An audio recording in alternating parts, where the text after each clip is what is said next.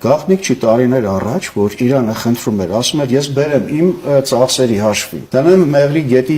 տակունքներում խողովակ, խմելու ջուր որպես ես քաշեմ ու տալիս էր 1 խորանարդ մետրին, չեմ հիշում բավական մեծ գումար, որը ամենայն դեպս շատ ավելին է, քան գազը կամ նավթը։ Այսինքն մենք ունենք այդ ռեսուրսը, բայց մենք որպես այդպեսին շատ փնթի, այդ բառը թող ինձ ներեն, եթե ինձ լսում են, փնթի ենք ուրեմն այդ ծախսում։ Ես կառաջարկեի, որ այդ ջրի արտադրությունը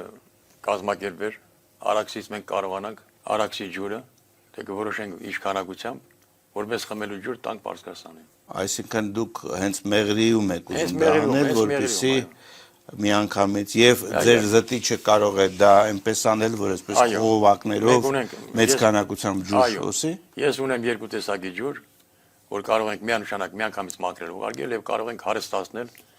համապատասխան բնական կոմպոնենտներով, ոսվելաթթվով, սելենով, կարալով եւ այլ մի խոսքով, մրջնաթթվով, որը դա արդեն դա գնում է բուժական։